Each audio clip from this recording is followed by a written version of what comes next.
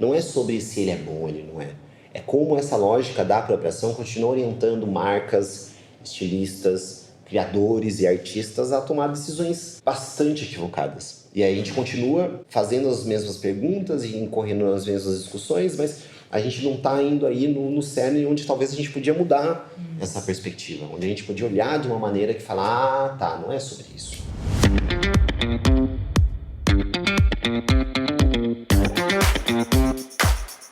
Esse é o High Low, o podcast sobre os altos e baixos da moda. O meu nome é Olivia Merchior e eu sou Isabel Junqueira. Oi, Oli. Oi, Bel. Estamos aqui direto da Vila Mariana. A gente está na sede da Inexplorato, que é uma agência de curadoria de conhecimento. E a gente está aqui com o Túlio Custódio, que é curador de conhecimento e sociólogo, além de pai de Basquiat, e senhor Stephanie Ribeiro também, Sim. que é nossa grande amiga. Ela já participou de um episódio aqui do podcast. Quem não escutou, escute. Tá na primeira temporada, Segunda né? temporada. Segunda temporada, verdade. Que é ótimo. Bem, o Túlio nasceu em Mogi das Cruzes, em 1984. Ele é uma pessoa deliciosa de conversar. Ele fala bem sobre tudo. Porque a gente já tem que começar aqui fazendo alguns elogios, e o primeiro é sobre sua retórica. Então, fazendo essa pesquisa sobre a sua biografia, né, lendo e ouvindo podcasts e vendo alguns vídeos que você já fez, e também presencialmente, né, que já tive essa oportunidade, é muito interessante como você não perde a sua linha de raciocínio. Né? Como um bom virginiano. Aí, tá vendo? Ela tinha que mencionar isso. Tinha que mencionar. Tava lá na ficha da pesquisa, virginiano. Tava, grande, gente, porque assim, realmente, a coerência do discurso do Túlio é muito impressionante. E a clareza, né, do pensamento. Você sempre foi assim? Eu acho que não, eu tô até surpreso, na verdade. Eu me acho muito prolixo. Até a Sté fala bastante disso, de que às vezes eu vou contar alguma coisa pra ela e eu começo a contar toda a história por trás pra poder chegar no ponto e no fato. Mas você sempre volta, eu acho que você não se perde, né? Isso que é... Às vezes eu me perco, mas eu tô tentando sempre construir de uma maneira que eu consiga seguir. Acho que são alguns anos aí de aprendizado e tentativa. Então, além de tudo, só terminando a bio, ele é doutorando na Universidade de São Paulo. Ele estuda principalmente masculinidades, desigualdade, neoliberalismo. Mas o meu doutorado, na verdade, ele é sobre neoliberalismo, sobre subjetividade dos trabalhadores precarizados. Masculinidades é um tema, digamos, à parte, que eu também acabo estudando. Enfim. E a sua tese de mestrado foi sobre o Abdias do Nascimento, né? Está na internet. Sim, foi eu estudei o exílio dele. Eu estudava, até o mestrado eu estudava sociologia dos intelectuais negros, e aí meu mestrado foi especificamente a trajetória do exílio dele. Pessoas que são apaixonadas pelo conhecimento e pelo aprender, geralmente é até difícil delimitar um tema. Então a gente vai falar sobre apropriação e cultura. Antes da gente começar, eu tenho uma pergunta. Qual a sua relação com o vestir? A minha relação com vestir é uma relação, eu dividiria em dois eixos, mas que eles se conversam. A primeira eu chamaria de individual estética. Eu sou uma pessoa que, não explicitamente, mas eu me considero uma pessoa vaidosa, uma pessoa que tem gosto e interesse pela estética, né, que eu porto, e eu sempre estou olhando outras pessoas, como elas se vestem. E socialmente, eu diria, também é importante, ou tem sido importante para mim há muitos anos, por uma questão de ser um homem negro numa sociedade racista. Como um homem negro e um homem negro de classe média que circula por ambientes elitizados da cidade, inclusive mora, né, num bairro elitizado, a forma como eu estou vestindo diz muito sobre as possibilidades ou até ameniza algumas situações que eu possa passar por conta disso. Não que resolva, porque invariavelmente uma das coisas que o racismo faz é as pessoas batem o olho em mim, veem a cor da minha pele, já pressupõem uma série de coisas, então não importa se estou de terno ou de chinelo e pijama, a forma como elas se relacionam comigo vai ser muito pautada por isso. No entanto, a forma como eu estou vestido pode amenizar algumas coisas, né? Pode fazer com que, pelo menos numa segunda leitura, né, numa segunda camada, as pessoas falam, não, peraí, ele tá vestido de tal maneira, então ele não é uma pessoa, sei lá, em situação de rua, né? Acho que tem algumas coisas que... Ontem mesmo eu li um relato de um amigo que aconteceu isso no prédio dele. Uma criança virou para ele, apontando pro pai, e falou assim, pai, ele mora na rua? Então ele negro num prédio de classe média. Então eu responderia dessa maneira, né? O se vestir para mim tem esses dois lugares. Vamos dizer que hoje em dia, até por uma série de questões, eu acabo pensando menos. Geralmente as questões da sociedade, elas mais me afrontam do que me leva a ficar pensando, ai não sei o quê, mas acaba estruturando. Acho que tem uma situação, eu nem gosto de falar muito disso, mas enfim, que é a primeira vez que eu tomei uma batida policial e era um dia frio, foi no dia do meu aniversário, era um dia frio e eu tava de touca e aquilo ficou pra mim na cabeça, tipo, porra, tava de touca, e muitas pessoas, né? Ah, não, você tava de touca, num bairro de elite, era no Oscar Freire. Touca o quê? Touca de frio, gorro, sabe? Gorrinho. E gorro é uma vestimenta de ladrão. Na verdade, não, né? O racismo é a vestimenta do ladrão, né? Porque a polícia me viu ali, andando no Oscar Freire à noite, pensou, né? Não importa, na verdade, se eu tava de touca ou não. A questão é um corpo negro circulando num lugar onde ele não deveria estar. Mas isso, de alguma forma, impactou. Teve um impacto subjetivo aí pra mim. E quando isso aconteceu, eu tava no segundo ano da Faculdade de Ciências Sociais na USP. E até então, eu me vestia muito ao caráter do ambiente. Eu usava aquelas sandalinhas de Jesus, eu tinha dreads na época. Eu abomino hoje essas sandalinhas. A Esté queria me dar uma, eu fiquei, não, nada de sandália. Mas eu usava sandalinhas de Jesus. Eu tinha uma coisa minha, tinha uma marca, Planarius. Você tinha uma marca de roupa? Sério? Eu tinha uma marca de roupa minha, então eu customizava as roupas e botava essa marca Planarius nela. A gente não sabia, a gente não comprou essa informação. Pouca gente sabe disso. Maravilhoso. E como é que chamava? Planarius. Planarius. É uma história longa, mas enfim. E aí eu tinha então o que eu fazia? Eu customizava roupas e colocava essa marca Planarius em tudo.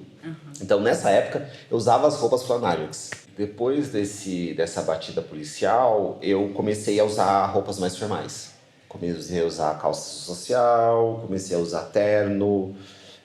Isso teve impacto na forma como eu me vestia, né? Então, acho que foi uma sequela que tem a ver com essa questão social do se vestir. Mas, individualmente, eu também gosto muito.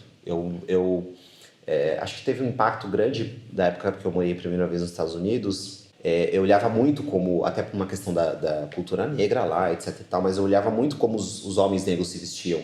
Desde o ambiente universitário, onde tinha aulas que eu frequentava de terno e gravata, porque tinha um professor meu, inclusive, que se vestia assim, eu achava... Existe essa formalidade. E todo mundo se vestia assim. Uma coisa, né, enfim, existia essa formalidade. Uma formalidade, mas não era uma formalidade brega, era uma coisa, digamos, a beca do espaço, etc. Mas também a cultura urbana, o hip hop, enfim, que também me inspirava muito, né, os tênis... As calças, as blusas, enfim. Qual é o simbolismo dessas peças para você, quando você olhava para ela? Eu acho que tem a ver com um lugar de busca e adequação, né? Isso tem a ver, por exemplo, desde o meu tema, o tema que eu estudava naquela época, que era intelectuais negros, que eu tinha dificuldade aqui no Brasil, porque não tinha muita bibliografia naquela época sobre isso. E quando eu cheguei nos Estados Unidos, tinha... prateleiras e prateleiras onde eu tinha acesso ao tema, mas uma questão de conexão mesmo, né?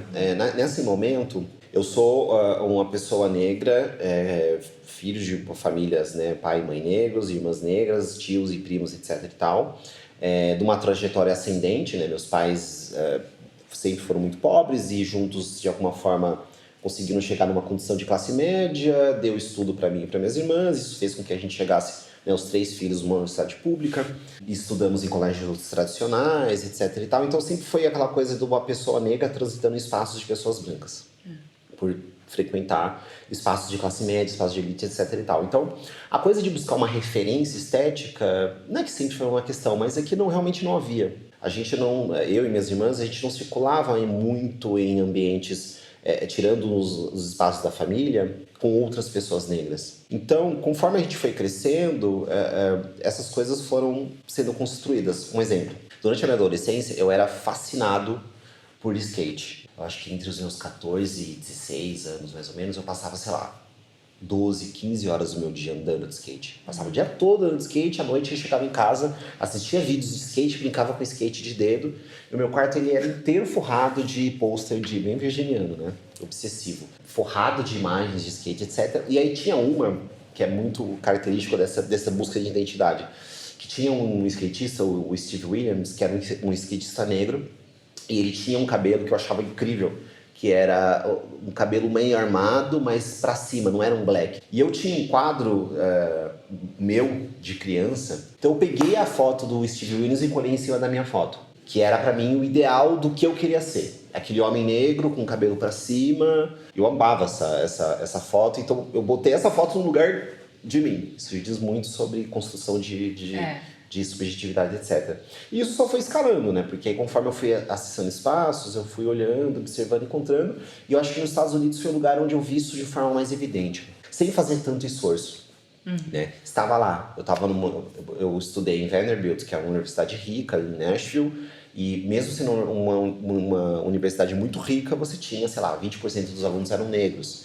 Tinham as fraternidades negras. Eu participava das festas, dos eventos. Então, aquilo para mim foi gerando um espaço de estética, de referência que foi se tornando muito natural para mim. E eu comecei a entender que era um lugar de referência que busca, que eu poderia sempre tá olhando. Um exemplo muito recente, bobo disso, é que no começo do ano a gente ia fazer as fotos de casamento, né, que a gente, eu e a Esté e tal, e a Esté queria que eu usasse um mocassim. E eu falei pra ela, amor, mocassim é feio. A minha referência de mocassim são homens brancos da elite usando. E olha que homens brancos são esses, né? E eu pensei, não, vou buscar referências. Homens negros de mocassim. E aí eu achei o Idris Elba, achei o Michael B. Jordan, achei alguns caras que eu falei assim, A Don Draper usa mocassim. Eu vi no Instagram, eu acho que E aí eu falei assim, legal, vou usar. E no Brasil você não teve nenhuma? Não, e é louco isso, né? Porque eu não tinha no Brasil uma referência de estética de homens negros, a forma como se vestiam. E acho que isso tem muito a ver com... Hoje isso tá mudando. Eu tenho vários amigos novos, né? Pessoas que eu conheci recentemente, um pouco recentemente, que eu até falo, pô, que legal, estética, né? Eu faço parte... O coletivo, ele tá, digamos, em coma, mas o coletivo Sistema Negro, então... Os meus amigos desse coletivo, né, o Márcio, o Vini, eram homens que também me inspiravam esteticamente. Então, acho que hoje assim, de uns 3 anos pra cá, 4 anos pra cá, eu até conheço alguns caras, vejo alguns homens no Brasil que eu consigo falar, pô, gosto disso, gosto dessa peça, gosto desse item, gosto desse tipo de cabelo, né, etc e tal. Mas ainda boa parte da minha inspiração tá fora. Ainda é norte-americana, alguma coisa europeia, alguma coisa de alguns países como Nigéria, Gana. Você tem o Akira Jones, por exemplo, se eu não me engano é de Gana ou de Benin, e ele é uma figura dentro desse universo, né, que ele criou aqueles daquele movimento do sapé? Não, eu acho que ele até se inspira, mas não do sapé, porque o sapé é do Congo e é uma tradição cultural muito específica. Akira, por exemplo, ele é um cara que ele cria uns echarpes maravilhosos. O echarpe usado no filme do Pantera Negra, né, quando ele tá como rei, só caminhando e tal, é dele. Quando você fala dessas suas inspirações, dessas pessoas, me lembrou algumas discussões que a gente tem aqui quando a gente fala sobre moda, do que o que é uma moda negra. Né? Assim, a gente nem ia entrar nisso, a gente falou que a gente não ia entrar nisso, mas assim, o que é uma moda negra, né? Porque a gente tem alguns estilistas hoje, né, por exemplo, desfilando, que muitas vezes a própria comunidade negra fala que eles fazem roupa de branco, porque eles são talvez mais na beca, né, como você disse. O que seria, assim, então, uma roupa para ser desfilada negra ou para ser como uma marca, para ser reconhecidamente negra? Basta ela ser feita por negros ou ela precisa ter referência direta a uma cultura que seja entendida pelos brancos como negra? O que você acha disso? Uau, essa questão é super complexa. Eu não vou arriscar falar da moda em si, por não ser um universo de domínio meu. No entanto, eu acho que tem algumas questões que passam pela perspectiva de cultura, de construção étnica ou racial, cultural, enfim, que eu acho que dá pra gente usar como para tangenciar essa discussão. Eu tenho umas críticas em relação também a essa perspectiva que é vista como essencialista do que é uma moda negra ou qualquer coisa que se põe o negro como, né, um adjetivo. Isso porque você tem uma construção essencialista ou pré-figurada do que é essa identidade negra, que é constituída num contexto histórico muito específico, um contexto que vem do processo de colonização, um conceito que vem no processo não só da escravização, mas desse lugar apartado, né, de uma referência que é África e o que é os nós negros em diáspora, a própria ideia do ser negro, né, ela surge nesse contexto, né, do colonialismo. Então eu tenho minhas dúvidas em relação ao que pode ser essencialmente uma visão da moda negra. O que eu acho e o que eu entendo é que, culturalmente, alguns elementos dessa experiência vivida por pessoas negras no contexto da diáspora, no contexto das sociedades racializadas e, consequentemente, as sociedades racistas, é que essas experiências colocadas nos objetos, nos elementos, nas roupas, na música, nessa cultura e arte consumida e vivenciada por essas pessoas, isso que configura o que a gente chamaria de moda negra, cultura negra, música negra, né? Não é um essencialismo africano, num sentido também diluído, tribal, do primitivo, etc e tal, e na verdade é muito mais fruto de uma experiência vivida por essas pessoas nessa realidade da diáspora. Quando a gente pensa a realidade brasileira, por exemplo, a gente olha, né, onde grande parte dos negros pós-abolição se constituíram nas cidades, né? Quando estavam nas cidades, porque também parte dessa população esteve e continua no espaço rural. Dentro das cidades, elas estão nos territórios que são vistos como periféricos. Elas estão longe do centro ou longe das oportunidades e possibilidades que aquele espaço urbano oferece, caso essas oportunidades estejam no centro. No caso de uma cidade como São Paulo, não sempre estão no centro, elas estão em regiões específicas, né? O que significa estar nesse território periférico? O que significa estar longe da cidade, longe das oportunidades, longe das perspectivas? Tudo isso constitui uma experiência muito específica. Uma experiência de vida de dificuldades narrativas que envolvem, claro, desde as questões mais negativas que envolvem essa distância, que é a violência, o abandono, mas a própria linguagem, como se fala, como se expressa, como isso transita. A gente vê isso nas letras, por exemplo, dos raps. Isso para mim constitui a cultura negra, mas é uma cultura que evidencia uma experiência, né? Que evidencia algo vivido por um grupo, onde as pessoas reconhecem aquilo. E aquilo vai ser reconhecido não só por pessoas negras per se, mas por pessoas brancas também, mestiças também, que compartilham daquela experiência ou compartilham daquela linguagem, daquele lugar. Agora, é muito interessante, né, quando a gente pensa, e hoje tem se estado muito em voga a lógica da apropriação. Eu estou tentando formular na cabeça porque é bem complexo, né, a forma como isso se dá, mas quando a gente fala em apropriação, a gente está falando basicamente em empossamento. Não sei nem se essa palavra de fato existe, mas é empossamento, que é apossar de alguma coisa. E o que significa apossar de alguma coisa? Delimitar aquilo como uma propriedade, e 2, determinado aquilo como uma propriedade, a possibilidade disso ser alienável, né? Disso circular como uma mercadoria, disso ser atribuído de valor e, a partir desse valor, alguém ganhar com isso. Essa é a lógica que nós deveríamos, né, ou poderíamos usar para pensar em discutir a apropriação. Porque a apropriação ela acontece em qualquer plano. A gente fala de apropriação cultural, por exemplo, mas existe a apropriação estética, a apropriação de linguagem, a apropriação de perspectiva, a apropriação econômica, a apropriação social, a apropriação territorial. O sideline aqui, mas quando a gente faz as discussões, por exemplo, sobre racismo ambiental, gentrificação ambiental, a gente está falando sobre apropriação territorial. Então, a apropriação é você entender uma lógica de empossamento, e a partir dessa delimitação da propriedade você põe aquilo em circulação, onde aquilo que está em circulação vai render frutos para alguém ou para um grupo em detrimento de outros. Quando a gente vai pensar em cultura, a nossa cultura é baseada no sistema capitalista, certo? Uhum. E essa não é a base do sistema capitalista? Não é exatamente fazer isso?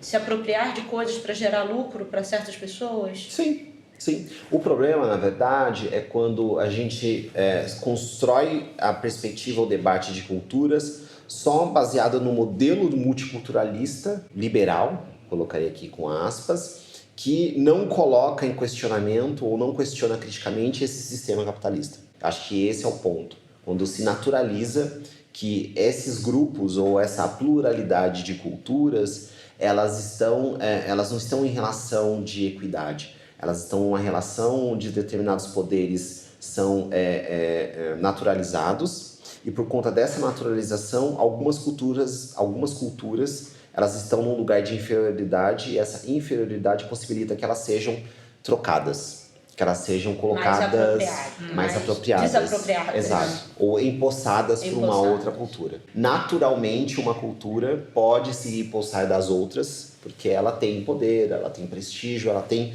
hegemonia cultural em relação a essas outras culturas. É nesse tipo de visão que a gente tem a construção do ideal, por exemplo, de diversidade. Que a gente tem essa ideia de que existe uma cultura que é padrão, e por ela ser padrão, ela é vista como anormal. Todas as outras que não elas são culturas específicas.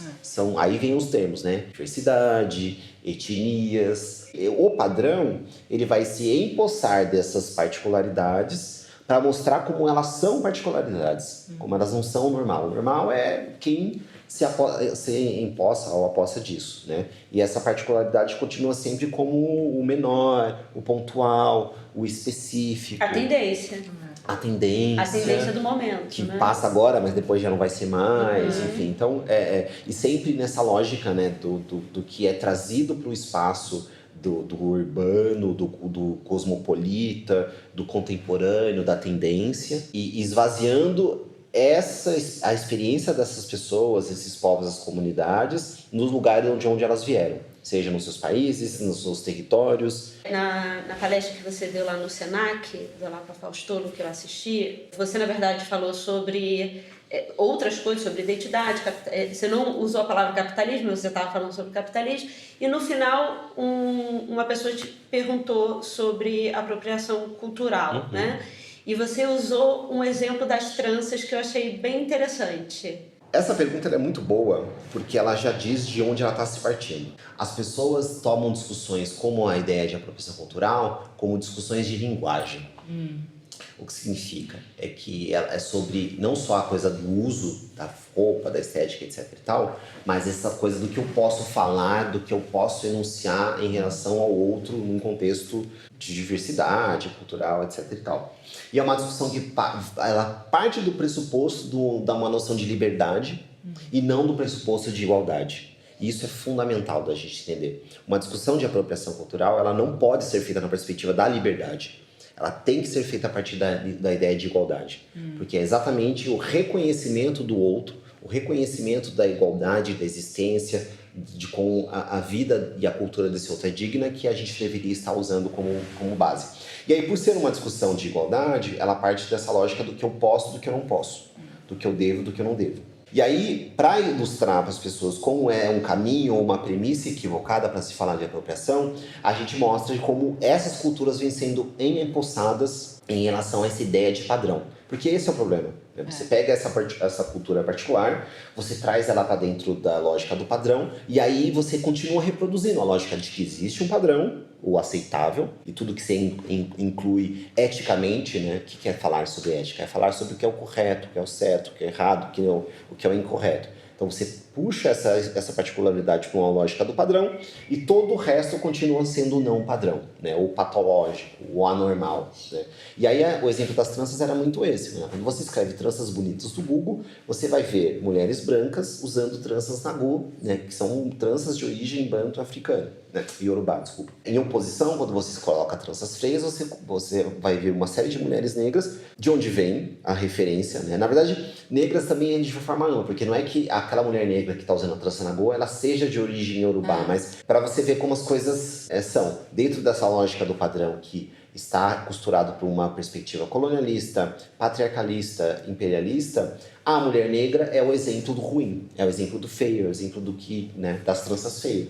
Isso, para mim, evidencia muito o que a gente está falando sobre a lógica da linguagem. A linguagem, ela é colocada como um limite. Esse limite está vislumbrando a noção de liberdade e não de igualdade. Se a gente parte dessa discussão a partir só da noção de liberdade, a gente vai sempre continuar reproduzindo esses padrões. O padrão do bonito, o padrão do bonito, do feio, do superior, do inferior, do correto, do não correto. E, obviamente, a igualdade vai ralo abaixo. Existe aquela frase, né? A estética é uma ética, né? E eu acho que a ética agora é normalizar as coisas, as diferenças, né? Você pode ser diferente, contanto que você seja um diferente dentro da normalidade. Né? Com certeza. Eu acho que tem um desafio nosso, né? Um desafio moderno, que é o desafio de entender de uma forma harmoniosa, né? Mesmo que essa palavra também seja complicada, né? Mas enfim, a lógica da igualdade, da liberdade e da fraternidade. A gente transformou a liberdade num produto. Isso é muito importante de se ter em mente, né? Porque a lógica da liberdade, ela se tornou essa premissa do poder e do não poder. E de quem pode e quem não pode. E deixou-se de lado a premissa da igualdade e especialmente a premissa da fraternidade, né? E se transformou a liberdade num produto que pode ser consumido a partir de outras premissas que se colam à liberdade. A liberdade, ela se cola a um smartphone incrível que te entrega isso de XYZ. A liberdade se cola a um território específico na cidade onde você vai morar, onde coisas podem acontecer, etc e tal. Isso é tudo muito problemático, porque a gente está falando novamente de apropriação. Mas você acha que a juventude hoje, por conta da democratização da informação, do maior acesso da internet, das redes sociais e tal, como você vê a consciência sobre isso que você acabou de falar, em termos do seu lugar no mundo, da sua liberdade, do seu papel nos ativismos também? Ótima questão. Até para explicar, né, para os nossos ouvintes, né, eu sou curador de conhecimento aqui na Inexplorato. A Inexplorato é uma empresa de curadoria de conhecimento.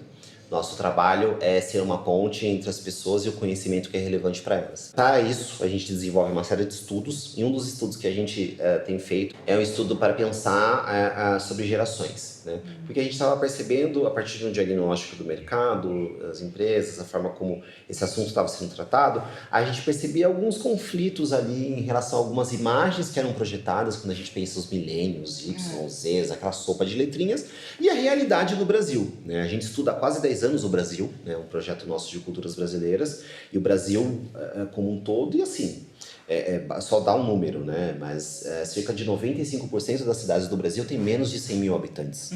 Né? Com quem você está falando quando você fala em millennials? Com quem você está falando quando você fala em geração alfa, beta, gama, whatever, né?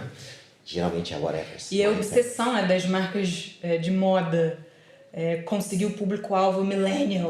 Marcas de moda têm isso uma loucura para entender essas explicações. Quem são esses jovens que têm essa grana para pagar $800 e é sempre uma visão mundial, né? Sempre uma visão global. É um achatamento que todo mundo que nasceu ali, independente da origem... Que dá um papo para um outro podcast, né? Que é falar sobre o momento, né? Falar um pouco sobre o neoliberalismo, falar sobre o capitalismo global, e acho que como isso gera alguns efeitos colaterais, a forma como nós nos percebemos e tentamos captar o outro, né, tirar retratos da sociedade, e gerações está muito dentro dessa lógica, né? E aí a gente construiu um estudo para poder mostrar que outros elementos a gente pode usar para entender quais são de fato as gerações no Brasil. E aí o que esse evento nosso Detox, que na verdade é um evento periódico, nossa ideia é de 6 em 6 meses fazer um evento aberto para o mercado para fazer algum detox de alguma coisa que está circulando e que não necessariamente está ajudando. talvez esteja mais atrapalhando do que colaborando. Então, esse primeiro detox que nós fizemos é o detox sobre gerações. Então, a gente traz um pouco desse nosso estudo para falar quais são os outros elementos que a gente pode levar em conta para poder constituir uma geração ou gerações no Brasil.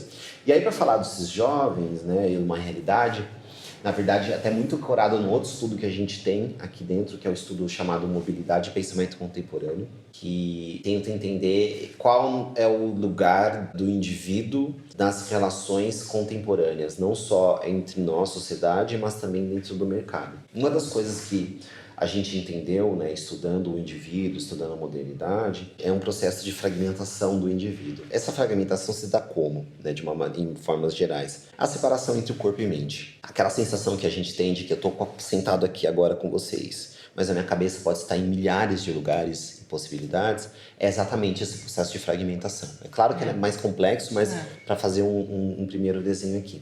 Esse processo de fragmentação faz com que, de alguma maneira, também, bem resumidamente, a busca desse indivíduo de conectar-se consigo mesmo se torne uma busca constante, porque ele está a todo momento diante do paradigma da liberdade que ele tem ou teria, de escolher seus caminhos, de determinar quem ele quer ser, constituir sua identidade, faz com que ele tenha que se conectar com a si mesmo para falar, não, é por aqui, é por aí, é isso que eu quero, etc e tal. Agora, com a fragmentação isso se torna mais difícil, porque ele fica a todo momento tentando se buscar. E uma das coisas que o universo virtual, ou que hoje a gente entende pela internet, mas antes foi o universo das comunicações, a mídia em massa, já foi a literatura, o romance, etc e tal, ou seja, esse processo moderno, ele é um pouco mais antigo do que o Google, faz com que a gente use esses canais para nós nos conectarmos, né?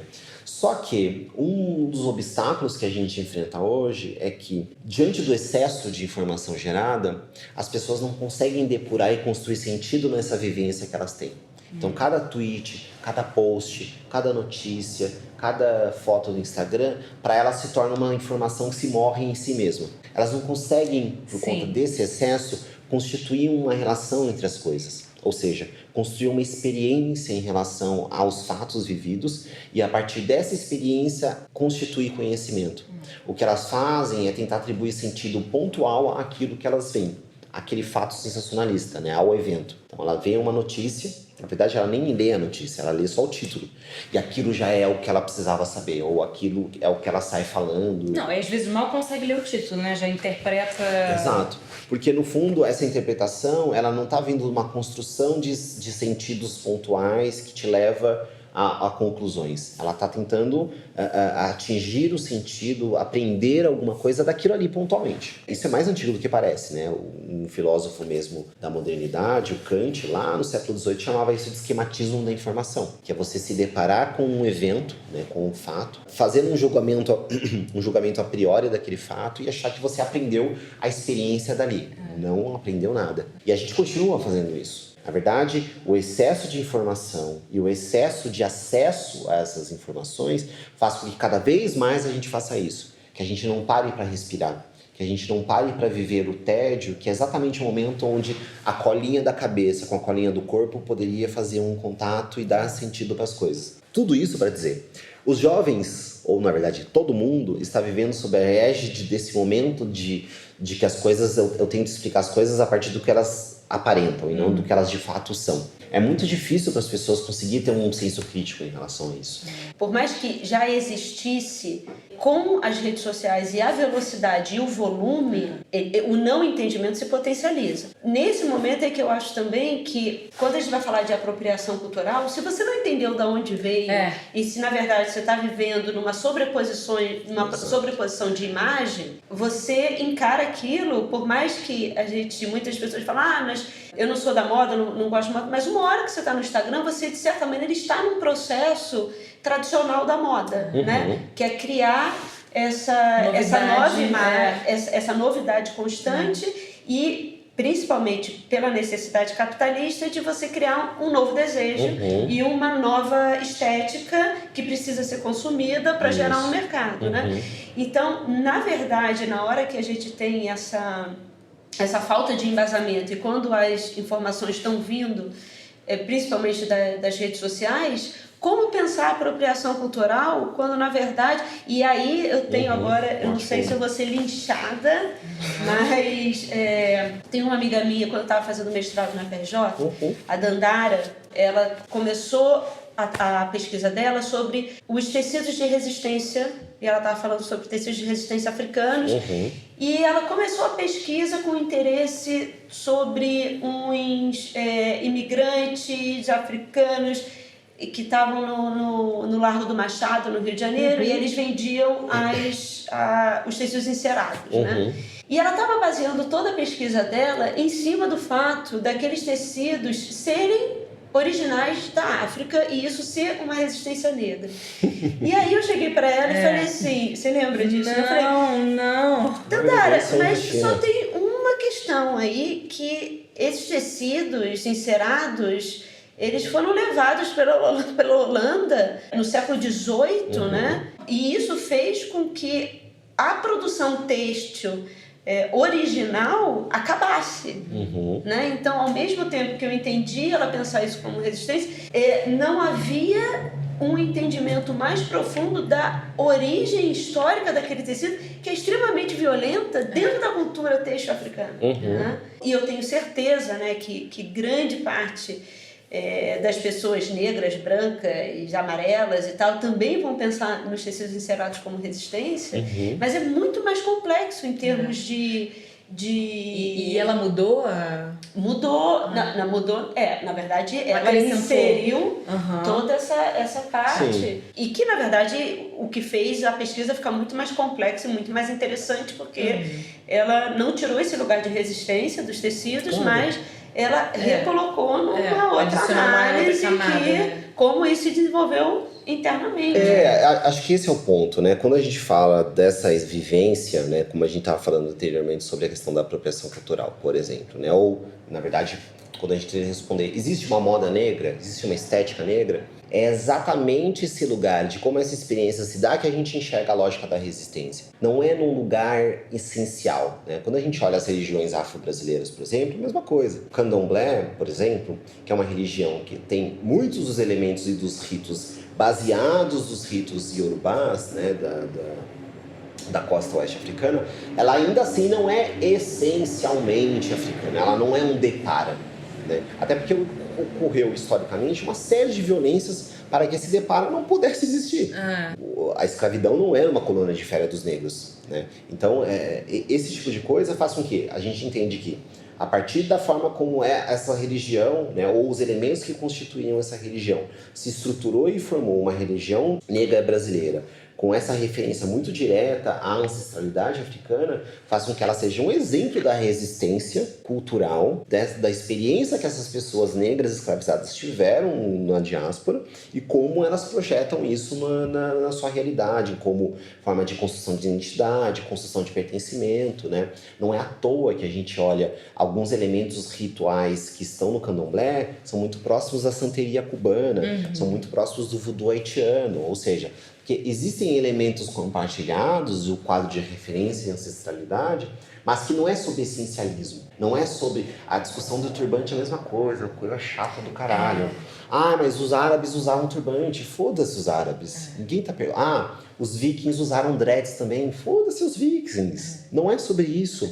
É sobre como esses elementos, seja o turbante, seja o dread, as tranças na goza, o que seja, mas como isso é usado dentro dessa experiência de construção de identidade, de cultura e de perspectiva, para criar uma cola, um vínculo de um povo. Um vínculo de um povo que nem era um povo, porque essas pessoas vêm de diversos espaços e aqui são obrigadas a se relacionar. Existia, inclusive, uma violência cultural e linguística em relação a isso, onde elas vão se refazer, se remontar, se reestruturar. Então, eu acho que é mais isso. Agora, claro, a história, quando a gente vai buscar elementos que dão base do porquê que isso surgiu, ela pode dar, inclusive, mais incrementos para a gente entender a lógica de como essas violências se processam. Quem são os maiores produtores de tecidos africanos hoje? Os chineses. E vietnamitas, sabia? Vietnamitas. Exato. E por que isso? Porque a gente entende, dentro de uma lógica do desenvolvimento do capitalismo, principalmente no século XX, que as coisas rumaram para esse caminho. É menos sobre esses essencialismos culturais e mais como essas experiências, essas vivências de grupo, né, que compartilham de experiências históricas, culturas em comum, vão se desenhando, vão se colocando como uma forma de falar, olha, eu sou isso, eu me identifico dessa maneira, eu me vejo assim, eu construo este lugar de referência para mim. No futuro, é louco isso, porque isso é um tipo de coisa que... É uma questão no Brasil isso, né? Porque a gente bebe numa lógica internacional, numa perspectiva multicultural. O mundo, principalmente o mundo nortista, ele fala sobre multiculturalismo. O Brasil, com a ideologia da democracia racial, a ideologia de que está tudo de alguma forma junto e misturado, somos todos em harmonia e tá tudo bem, né? A tendência é que essa discussão ela seja mais difícil de acontecer, né? Porque aqui não se quer entender que existem os separados, porque esses separados iria contra uma lógica dessa união, dessa cordialidade a qual todos nós faremos parte. Então, essa discussão no Brasil vai ser sempre mais difícil. Né? Mas, por exemplo, no campo da moda, então, turbante na passarela, tranças na passarela, cocar, pena, cruz, hijab, sim ou não, ou depende, ou caso a cada caso, então, em que sentido, quando... De novo, eu acho que essa pergunta, ela parte da premissa da liberdade e não da igualdade. Ela parte da premissa do posso ou não posso, deve ou não deve, é legal ou não é legal, e não da premissa de por que a gente está discutindo isso? Por que existe no Google tranças feias, pessoas negras conectadas? Por que o cocar e os índios são... Quando a gente fala índio, já vem na nossa cabeça primitivo, não urbanizado, não socializado, bárbaro, ignorante. Ou seja, por que a gente não está construindo essa discussão, independente do grupo étnico, cultural, comunitário que seja, a partir da igualdade e não na liberdade? Eu acho que, para mim, é o fundamental. Com certeza pode ter algum espectador ouvinte falar, mas está fugindo da resposta, né? Porque é isso, a gente tem que mudar a pergunta. Não é dar mais elementos e mais fatos críticos para alimentar as mesmas ou respostas diferentes em relação às mesmas perguntas. A gente tem que mudar a pergunta. Adoro via Lacan, né? Que quando o Zizek fala, a gente tem que mudar os nossos sonhos. Né? A gente tem que mudar a nossa fantasia para construir um outro lugar de utopia e a partir dessa utopia construir uma nova ação. A gente precisa mudar as perguntas. Se a gente não mudar as perguntas, dificilmente a gente vai ter um horizonte, um outro lugar para o qual a gente vai falar assim, não, tá, é para cá que a gente tem que olhar. Aí não é mais sobre o turbante, sobre o cocar, ou sobre a loira, muito loira dos campos das pradarias da Sibéria. Na verdade é tundras, né? Das tundras siberianas, né? É sobre outra coisa, é sobre outros elementos que aí não só a moda, mas a música, a cultura, o cinema, a arte, como geral, porque até onde eu sei, a moda também é arte, né? Vai se basear, vai se entender e vai constituir um lugar de entendimento, de embasamento, enfim. Eu acho que, voltando até para a questão do pode e não pode, a lógica do empossamento, a lógica da apropriação ainda está marcando esses discursos. E aí fica orientando essas perguntas, né? E aí fica orientando essas situações e fica orientando, inclusive, más soluções. Um estilista, por exemplo, que no interesse de fazer uma homenagem, incorre num algo que, né, eu considero aquilo um mau gosto, né? Colocar lá o nome de uma mulher ativista política que foi assassinada num tênis. O que é isso? É um empossamento de uma memória. Isso é apropriação. Não, a discussão não é sobre se ele é um canalha, de mau caráter, etc. Não. Pelo contrário, ele é um cara que, até onde eu sei, é uma referência da moda brasileira, no contexto internacional, etc. e tal. Muito legal. Agora, essa lógica da apropriação orientou ele a tomar decisões equivocadas. Não é sobre se ele é bom ou ele não é. É como essa lógica da apropriação continua orientando marcas, estilistas, criadores e artistas a tomar decisões bastante equivocadas. E aí a gente continua fazendo as mesmas perguntas e incorrendo nas mesmas discussões, mas a gente não tá indo aí no cerne onde talvez a gente podia mudar essa perspectiva, onde a gente podia olhar de uma maneira que fala, tá, não é sobre isso. Aí você acabou de colocar a moda como esse lugar também de discussão, né? Das passarelas como esse lugar de discussão.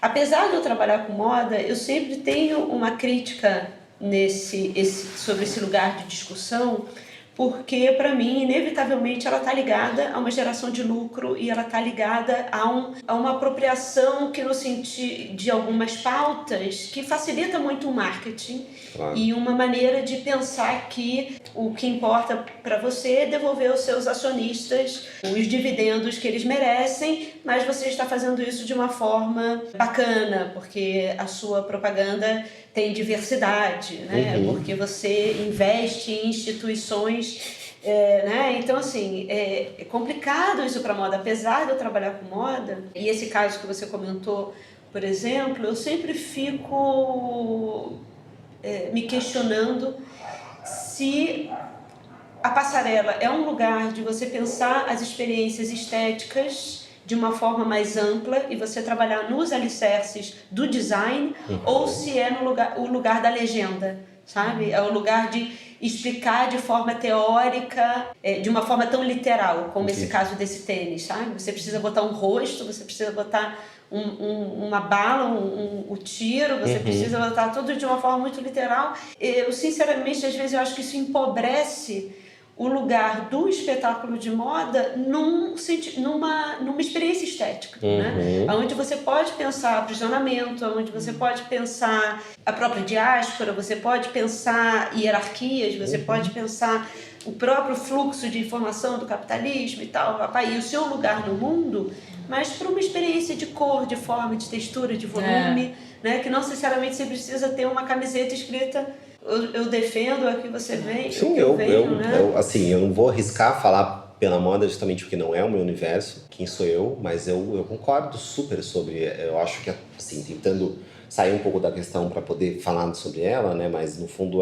se a gente está falando sobre a construção de uma experiência estética, e essas palavras, experiência, a construção de uma relação atribuída de sentido, estética, né? Percepção de como isso está se organizado, como as performances em torno disso se coloca, a gente está falando de mensagens que vão muito além do brega, do depara, no sentido de ter que te entregar o que é, né? It is what it is, mas também construir uma realidade com outros públicos, né? E aí é sempre contraditório, né? Isso que eu ia falar, que é contraditório porque quando você está falando em público, você está falando em um produto que está sendo consumido e você está querendo ampliar esse mesmo produto para um público diverso. Sim, a contradição exige aí, porque você está usando dos meios do próprio sistema, do próprio capital, para fazer com que talvez aquela mensagem ou aquela experiência estética condensada numa passarela, num desfile, ela atinja mais pessoas. Não é uma camiseta escrita Marielle vive numa passarela que vai chamar essa atenção daqueles círculos da elite que frequentam as passarelas para o problema social, da violência contra as pessoas negras. Não, mas eu acho que é pior. Eu acho que isso faz com que as pessoas se sintam melhores porque elas frequentaram esse desfile. Elas têm essa camiseta. E elas estão no desfile certo. Ótimo ponto, super. Isso me incomoda. É que nem aquela blusa da Dior com a fala da... Somos feministas, todas nós deveríamos ser feministas. E sim, e o livro custa bem menos, essa camiseta custa $500, mas compra o livro e lê. Mas eu acho que sempre essa literalidade, sabe? Eu acho que ela esvazia a coisa e faz com que, por exemplo, se você tem um desfile que seja muito literal em termos de questões estéticas de uma determinada origem. Então, as pessoas que estão ali falam assim, entendi, é isso aqui, né? Então, tem um desfile de um estilista indígena, de origem indígena, né? Então, ele tem meio que desfilar cocar, porque é isso que se espera dele. Então. E aí, quando as outras pessoas de outras origens estão lá, no caso negras e brancas, estão lá e falam assim, agora eu estava num desfile de um indígena. Então. E se ele desfila algo que foge do clichê que é esperado dele, ele é tido como Ele abandonou. Ele abandonou, traidor, Esse é o problema da apropriação, porque essa apropriação ela vai servir por ser algo que tem um fundamento estrutural, né, uma lógica de que existem culturas que são superiores à outra. Essa lógica ela também vai servir para aprisionar, né, as pessoas que são representações dessas particularidades desses lugares, totalmente. É muito racista, né? Sim, empobrece no nível... E aí é isso, se talvez, né, muito talvez, porque de novo, eu não quero incorrer no universo da moda, porque não é o meu universo, mas talvez... Se o princípio fosse de fato igualdade, as pessoas poderiam vislumbrar melhor ou de forma diferente essas experiências estéticas em um outro lugar.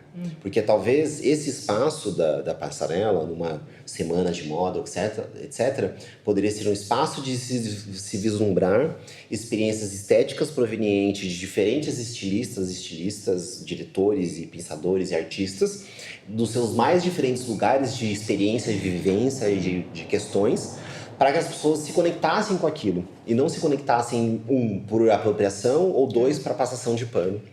Alívio da consciência, né? Porque, no fundo, aquele universo se tornou um universo totalmente apartado da realidade que está se acontecendo, né? E aí as soluções equivocadas continuam fazendo sentido. Porque é isso. Aquela coisa, sei lá, você vai num desfile de um estilista negro e aí depois, no seu dia a dia, você não tem relação nenhuma com nenhuma pessoa negra. Pois é, exato. Então, assim, mas você foi lá, então, assim, olha como olha só, eu não sou racista, faz parte eu não do meu frequento. mundo. Faz parte do meu exato. mundo. Que é uma lógica muito equivocada, a questão mesmo de se esperar que, né, tem... Enfim, se eu vou falar isso, parece que eu tô jogando contra, né? Que eu falo assim, eu não entendo nada de moda, né? Eu entendo muito pouco de moda, mas ao mesmo tempo, uma das coisas que mais me chamam a atenção, e eu acho que eu vi isso dela, inclusive, ou acho que foi de você, Olivia, que era, não importa se você entende a moda, importa se você olha aquilo e aquilo de alguma forma te chama atenção, aquilo já tá tendo uma entrega, já tá tendo uma mensagem ali. E as roupas da Ângela, por exemplo, tem isso pra mim. São lindas. Ângela Brito. Ângela Brito, são lindas. Aquilo é esteticamente exato. Represent. Gente, os ouvintes não estão vendo. Olivia está com um vestido de by Ângela Brito. Tô demais, tá? Me copiou, porque eu tenho. Eu copiei, eu vesti antes. Entendeu? São lindos. E aí você pensa, é esse lugar. Ó, não sou uma pessoa da moda, não sou, mas é a roupa para mulheres, eu sou um homem. Mas eu olho aquilo e falo assim, nossa, que coisa linda, que cortes, que é isso, e é bonito. E eu me sinto impelido a querer ver, a olhar uma fotografia, a ver alguém vestir e falar assim, nossa, que bonito isso, que legal, que interessante. Eu acho que se perde um pouco dessas experiências quando se tenta fixar as pessoas nessa caixinha. Ela sendo uma mulher negra africana não está fazendo roupa... Tipo, porra, como assim ela não está fazendo roupa africana? Né? Tipo... Não tem nem como, né? Não tem como. Mas, de novo, é a lógica da premissa da liberdade, né? Posso, não posso, der certo, não certo. E, consequentemente, a lógica da apropriação, né? O empossamento, fechar aqui, transformar isso numa mercadoria e fazer isso circular. E alguns se apossam disso e outros são vítimas, outros são engolidos por esse processo. Que, para mim, esvazia esses discursos, né? E esvazia a potencialidade que se poderia ter dessas experiências estéticas se a gente pensasse em igualdade e se a gente pensasse em experiências e não em propriedade. Eu acho que é isso. Bom, olha só, vou até aplaudir porque eu fiquei aqui, olha, vocês viram que eu entrei muda e saí calada porque eu estou... Eu estava pra comentar. Gente, estava pra comentar, mas... Foi realmente uma masterclass aqui. Imagina. E Túlio, você já pensou em dar aula? Ele dá aula. Você dá aula? Como doutorando? Não, você tem que dar aula como doutorando, não tem? Não? Eu não sou obrigada, não. Não, mas cada caixa dessa e cada palestra é uma aula. As pessoas, os meus pares curadores são bem melhores. Eu sou... Ai, tá vendo? Virginiano ainda é modesto.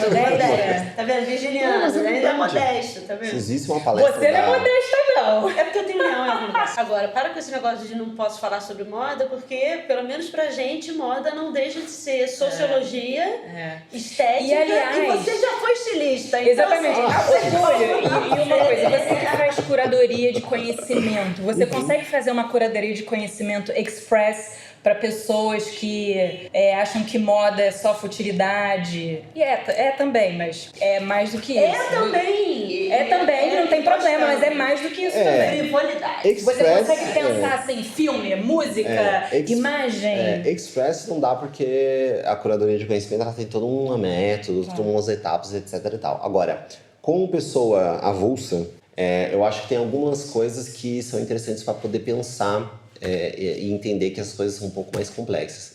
Tem um filme em especial que se chama Just for Kicks. Eu não sei se ele está nas plataformas, porque ele é um filme, inclusive, que a gente usava aqui no Inexplorato em DVD, né?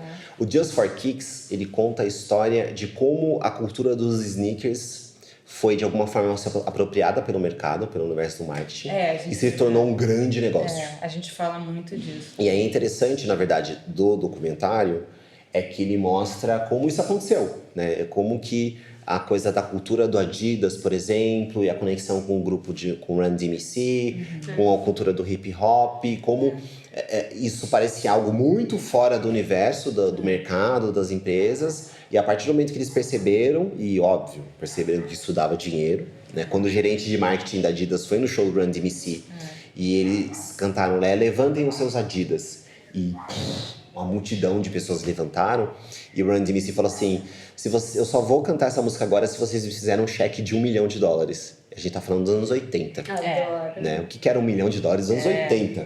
Dinheiro pra cacete. Hoje em dia...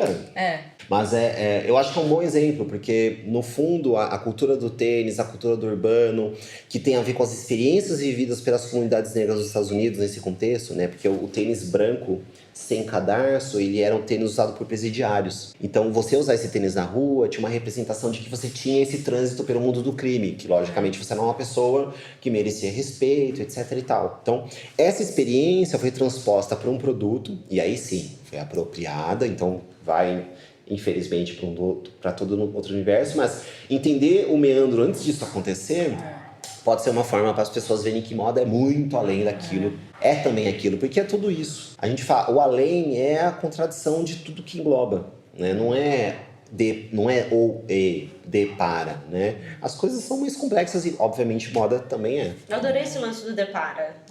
Vou me apropriar. Não, usa muito no mercado. Você fala, não é depara.